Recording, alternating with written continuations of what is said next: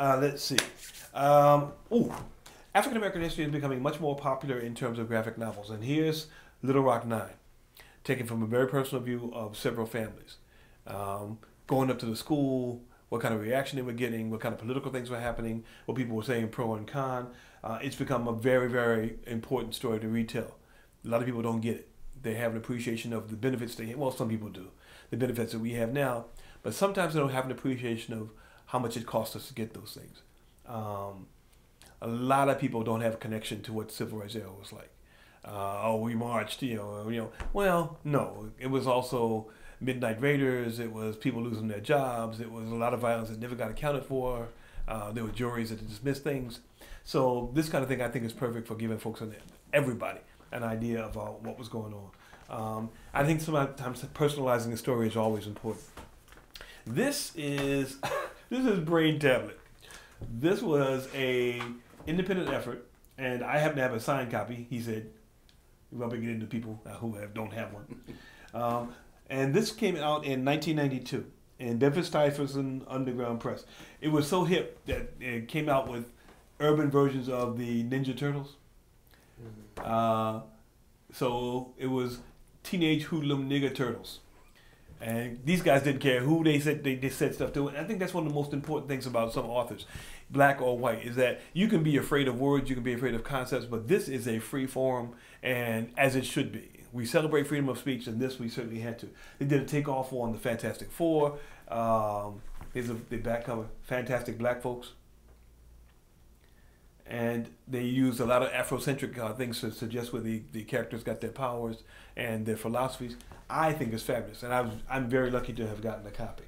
Brother Man. This is a copy of the new graphic novel that is a compilation of all the different books, which I have because when I came out, I could not reach for it quick enough. And then to find out that the brothers were from my hometown of Philadelphia just made me more eager to get a copy. Funny, poignant. They knew the form of superheroes and comic books. The character, Brother Man, doesn't really have any powers, but he fights for justice anyway. He's also a district attorney. But they obviously had read Mad Magazine because there's a lot of asides. I mean, the pages are just chock full of jokes, and you have to read the advertisements in the background, and they'll have something like a 40 weight, they'll see like, black power juice or something like that. Very, very funny, and very well worth reading. I'm glad to see that they're moving on to new mediums. They're moving on to movie. They did some animation. That's very exciting. This was a family of brothers who did this, which is even more interesting. Let's go back to history a little bit. The first syndicated comic strip that had an integrated cast of young kids, created by Maury Turner. And this is a copy of his book, Super Sisters, where he does profiles of famous black women. And he also intersperses it with stories of his small characters as they get introduced to the characters. He took probably the most direct way, but the most innocuous way, most harmless way of introducing African American history to a much wider public. Maury Turner is still alive, thank God. And as I understand it, there's even a documentary being done about his work now, which I'm hoping very much to have a part in because his mission was most sincere. He took advantage of an opportunity, and he was always open to young men and women who are interested in art. If we're going to talk about the current day, we have to talk about our current president, Barack Obama. Never in the history of American comic books has there been an American president who has so captured the interest and the talents of, let's call it the geek boys, comic book creators. There are any number of books about him, about his wife. There's a series of dolls with his daughters. There's even a comic book about his dog. People just love Barack Obama. The fact that he admitted that he loved comic books, as far as we're concerned, the comic book community just took him to our heart. And he is brilliant. He is well spoken. He is well presented. He is well educated. He has appealed to the entire masses. I'm sometimes saddened by the fact that people don't give him a chance to do his job, but you know what? He's going to outlast that too. So be mad as you want to be, don't matter. This comic book is unique, even though you don't see any black people on the cover, for one particular reason. A 2-page map of the planet of Krypton, where Superman came from. And what was so fascinating about that, if I may, is that it's the first time that they show, let me get a better copy. First time that they showed there were actually black Kryptonians. So had black people come to Earth, then they would have had superpowers too. A brand new concept. Wasn't really introduced when they first came out with the comic, but here we go. How we doing on light? Okay. Laszlo's Island, home of a highly developed black race. And you see the brother hanging here with the big afro. Now, some people are going to cut on this because they say, well, why do black people have to be in a separate island? Why couldn't they be with the rest of the Kryptonians? I'm going to let you work that out for yourself. I'm one of the persons that's grateful for when someone's making opportunity to outreach to us. This is a comic book called Early Days. This is by a very, very talented African-American artist, Mishindo. And basically what he did was he took some of his earlier work and compiled them into a graphic novel. Probably one of the most talented artists I know. And he does wonderful things, not only in black and white, but also in full color. And always makes black people proud to who we are. Afrocentric, no question. And speaking to people, and here's the back cover. But I mean, these are just beautiful people. No one can deny that his work is just spectacular. Let's go for one other comic book here, back here. This is Daredevil, and this is from, let me see what year. Just 1 second. 1987.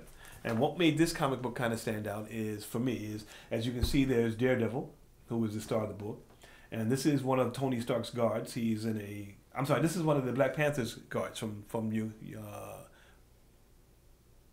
his mythological country, and the Black Panther.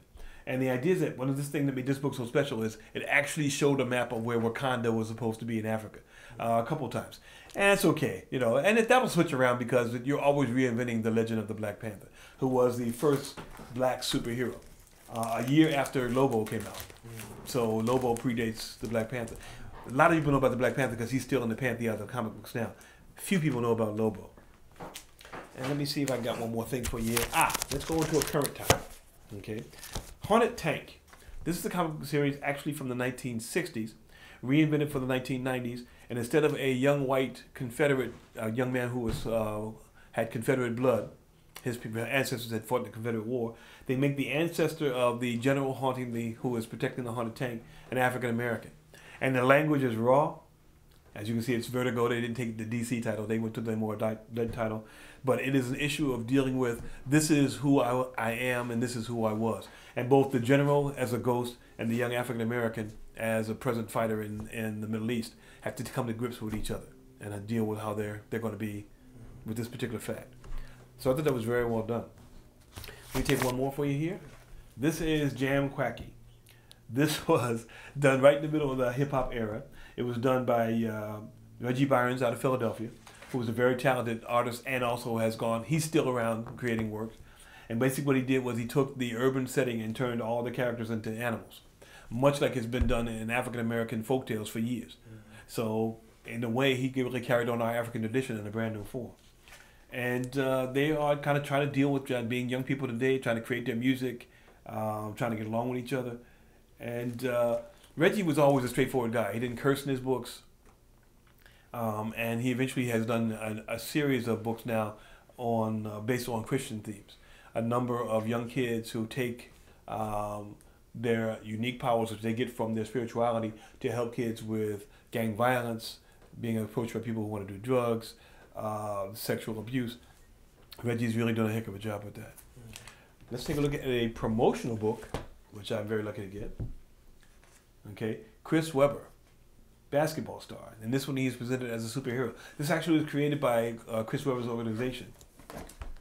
And he basically turns himself into a superhero fighting for the world, using his power as a superhero, but directing young people to a positive path. So it's a very nice effort. So one last thing, let's take a look at. And this is one of my favorite characters. Oh, I almost forgot. One of my favorite characters. This is, as far as I know, the one and only African-American Jungle Queen. Jungle Queens have been a mainstay since the days of Tarzan, right up through the present day, but they were always white women.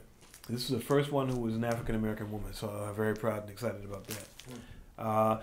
Not many of the copies around. This was done by Blackthorn Publishing, and they were always promoters of African-Americans in their books. And this one is very special, so we'll make this the last one. This is Raw Deal out of California. If you have never seen this book, get yourself a copy. If you are offended by racist language, if you're offended by violence in the streets, if you're offended by people gambling and having no concern or consequences for their action, don't read this book.